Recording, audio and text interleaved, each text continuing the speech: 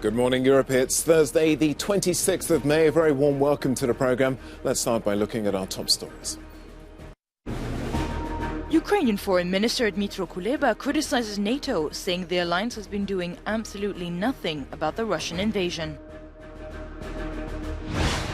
On the closing day of the World Economic Forum annual meeting, all eyes are on Germany's Chancellor Olaf Scholz, who is delivering his address to Davos.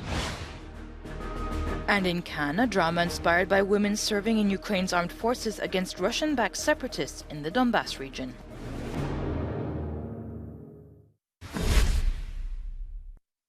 International correspondent. Sharp critics of NATO from Ukraine's foreign minister.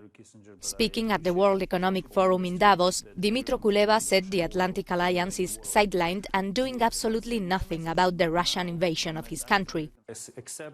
He praised, however, the European Union's unexpected revolutionary decisions that have changed Ukraine's perception of both organizations. We see allies helping Ukraine out. We see this group of allies, NATO allies, helping us. But in the beginning of the war, the people of Ukraine, it was a public sentiment. They believed that NATO is the strong force, and EU is only capable of expressing different various levels of concern, and that's it. But the war is always a test that rips masks off. And we all saw real faces. What we saw are some revolutionary, groundbreaking decisions taken by the European Union, which even they themselves did not expect to make. And we see NATO as an alliance, as an institution, sidelined and doing literally nothing, I'm sorry to say. NATO is facing internal problems in the midst of Sweden and Finland's accession process.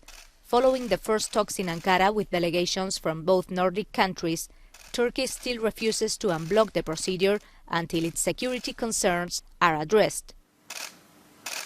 In response to Turkish claims that Sweden is a hotbed for terrorist groups, Swedish Prime Minister Magdalena Andersson said they are obviously not funding or arming terrorist organizations. Andersson hopes the ongoing meetings in Ankara will overcome Turkey's objections to allow a stronger NATO with Sweden and Finland as member states. Future members of NATO. We understand that the fighting has now reached the outskirts of the city of Severodonetsk. You just mentioned that is the last major city under Ukrainian control in the province of Luhansk and has become a major target for Russian forces who are now said to be so close to the city center. They're using mortar rounds and artillery. The city is being pounded constantly 24 hours a day, according to authorities there, who say they are scrambling to take out the last residents. There are some 15,000 people believed to still be in Severodonetsk, where at least 6 people have died in the early hours of Wednesday because of that intense shelling. Russian forces are also said to be trying to control that city so that they can basically cut off the province of Luhansk from Ukraine, because that city, of course, is the access to one of the main roads. And if they capture that road, basically Luhansk province itself is going to be gone. We also understand that while they are trying to encircle Severodonetsk, they are also aiming at Liman, which is another city in the Donbass as well, but in the Donetsk province.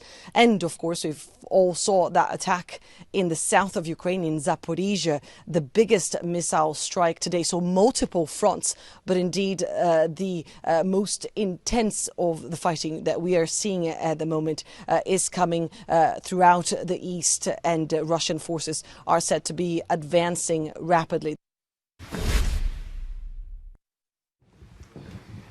For the first time since he ordered the invasion of Ukraine, President Vladimir Putin has visited wounded soldiers. A Russian TV channel showed him talking to troops at a hospital in Moscow, accompanied by his defense minister. Towards the end of March, the Kremlin said 1,351 soldiers had been killed and nearly 4,000 injured. Since then, Moscow has said nothing on the issue, but the UK Ministry of Defence says actual numbers could be more like 15,000 fatalities. Observers say the cost in lives could accelerate Moscow's Russification of occupied areas, where it's forcing people to use the ruble and accept Russian passports. Ukraine has called such moves a flagrant violation of its territorial integrity. Kyiv has also accused Putin of using starvation as a weapon of war. Russia's blockade of Black Sea ports is preventing ships loaded with Ukrainian grain and other products from being exported around the world. London has called on Moscow to stop stealing grain and to free Ukrainian ports to prevent famine. The Kremlin says it will lift the blockade if the West lifts sanctions imposed after the invasion, prompting Ukraine's foreign minister to accuse Russia of blackmailing the world on social media. Ukraine's enforced cessation of wheat and other grain exports has pushed up prices, exacerbating the food crisis in the poorest countries. According to the UN, in Afghanistan alone, more than 1 million children under the age of 5 will suffer from a severe form of malnutrition this year. The Russian Supreme Court is set to take a decision on calls from Russia's Prosecutor General's office to recognize the Azov Regiment as a terrorist organization. Many soldiers who were trapped inside the Azovstal steel plant belong to this regiment, and if the Supreme Court decides today to support the demand, they could be judged as terrorists.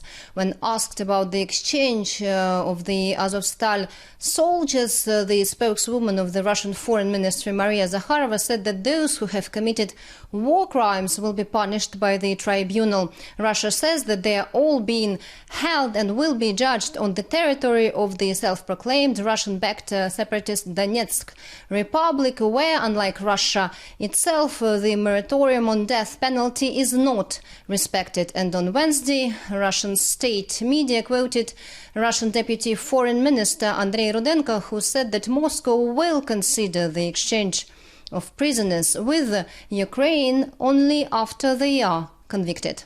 Galina Polonskaya, Euronews from Paris.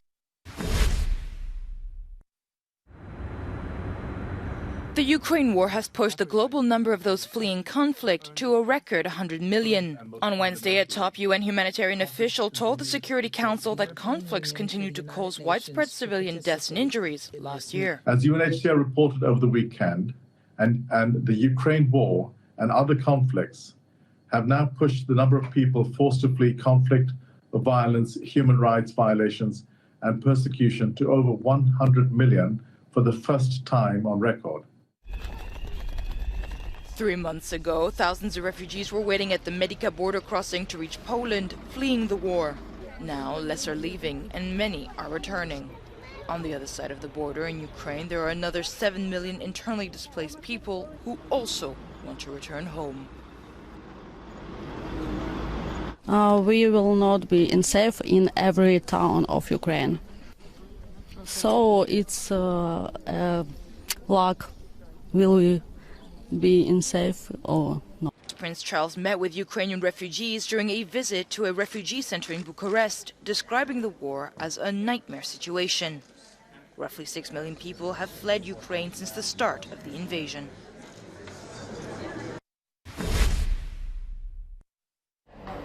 The United Arab Emirates has become the first Gulf state to record a case of monkeypox as the virus continues to spread across the globe. The Czech Republic and Slovenia have also reported their first cases, joining 18 other countries to detect the virus outside of Africa. But experts say the overall risk to people is still low. The French health minister has been speaking to scientists at the Pasteur Institute in Paris to discuss the 7 confirmed cases of monkeypox in France. We have to say that this disease is mostly benign and people isolate themselves at home for protection.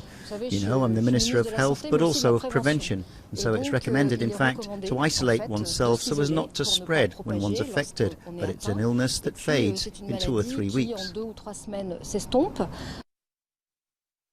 The World Health Organization says this is the first time there have been cases across various countries simultaneously among people who haven't travelled to endemic regions of Africa, but it also says outbreaks can be brought under control.